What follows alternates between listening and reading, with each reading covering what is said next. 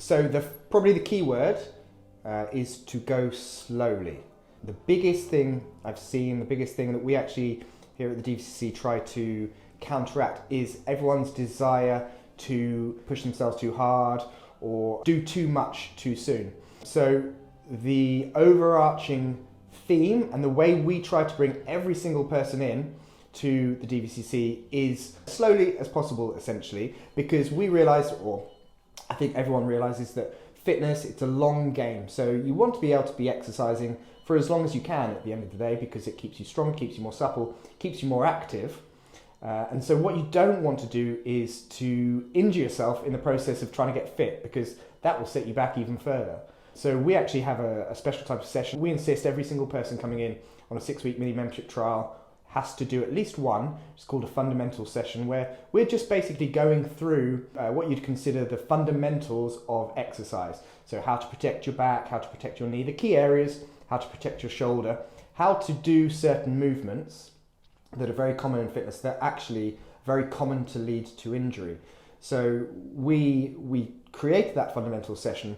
It was really kind of after COVID. I think everyone had a lot of time off, so just everyone was moving a little bit less whilst they were obviously locked down and things like that. And so that had a really big negative impact on people's bodies and the way they move. So the fundamental session just allows us to slow things down to build a solid base. That you want to really build your base or your foundations to be able to build your exercise on top of. Realistically, the biggest thing you have to avoid when starting out exercising is injuring yourself, because that will just set you back, particularly when you haven't yet built the habit. So anything that goes against building the habit, for example, being too sore, because if you're too sore, then you have to take a few more days off. That goes against building the habit. So anything that goes against building your habit of exercise is something you want to avoid. Go slower than you probably want to, because very rarely is a couple of weeks of exercise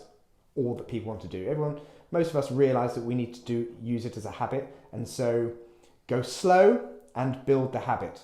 1 to 2 times a week is great. I think everyone thinks that they have to do 5-6 sessions a week to do anything, but think about it as the average number of sessions across a year.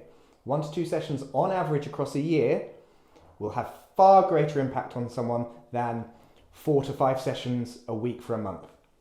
So go slow and build the habit.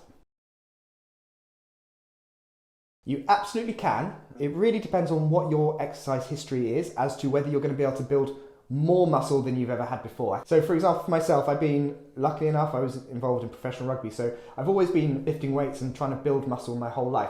So am I, at 40, going to be able to build more muscle than I've ever had before? Probably not. I could probably still get stronger, interestingly, but for most people who haven't been weightlifting throughout their whole, after school life up until 40s, 50s, using resistance training, you will be able to build muscle. Now, also the caveat with that, we're really not talking about significant in weight scale amounts, but it will make a significant difference to your body, how strong you are, how you're able to move, and also it will help with fat loss, because you will find the more muscle you have, the easier it is to lose body fat. A lot of the time we're actually thinking about not losing muscle.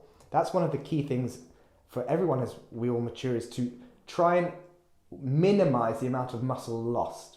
So to start with, and you've never exercised, you've not really done resistance training, yes, you will build some muscle, but then you will probably peak at some stage, and it will be minimizing the amount of muscle lost. That has a massive impact on longevity. There's loads of studies about strength and muscle being predictors of longevity, being able to live longer. The answer in short is yes, it is possible. Obviously, what you've done in your past has a big impact on how much you can. And actually, the question is probably how your body composition looks. The answer to that is by maintaining your muscle and losing body fat, which is actually, when people talk about muscle tone, that's really actually what they're referring to, is that someone has some muscle and then they lose body fat. And what you see is that then the physique looks better. This is a really interesting one, because I have some quite strong views, but probably experience. So I think the biggest issue with any form of injury is the negative impact it has on habit. I played rugby, so I've got a ton of injuries. I now do something called jiu-jitsu, which doesn't help with all my injuries, that when I was younger I could get away with, but now they impact me more. I try to keep the habit of exercise. So I've often gone to certain sessions, even though I couldn't actually really do 90% of what we were supposed to do, to keep the habit of turning up. Injuries, time off, that type of thing does occur over a lifetime, if you think of lifetime of fitness. So thinking, okay, how do I keep that habit up? So when I normally work out, could I go for a walk?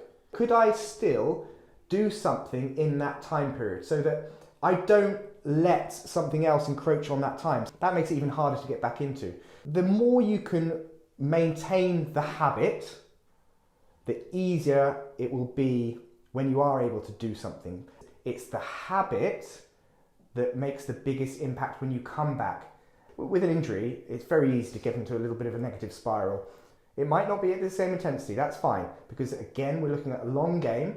But believe me, if you maintain that some form of habit, you won't have as far to get back from. Do as much as you can do. If it's 5% of what you normally do, that's still going to maintain that habit. So I'd really encourage you to think in those terms rather than, I have an injury, I can't do anything. Think about what I can do and do that.